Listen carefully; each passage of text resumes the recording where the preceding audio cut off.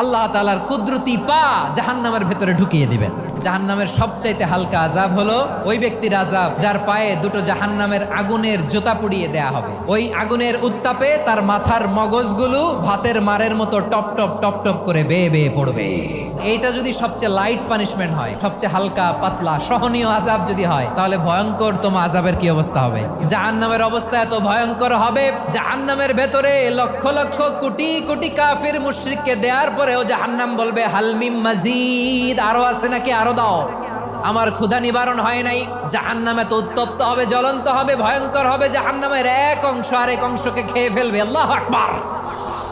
জাহান্নামের রক্ষী ফেরেশতারা কি করবে তারা নিজেরাও বুঝতে পারবে না। কোনো কিছুতেই যখন জাহান্নামকে শান্ত করা যায় না, আল্লাহ তাআলা তার কুদরতি পা জাহান্নামে ঢুকিয়ে দিবেন। দেওয়ার সাথে সাথে জাহান্নাম থেকে আওয়াজ আসবে, কাত বিইজ্জাতিকা ওয়া বিকারামিকা, আল্লাহ আপনার ইজ্জতের কসম, যথেষ্ট হয়েছে, আর লাগবে না। সুবহানাল্লাহ বলেন।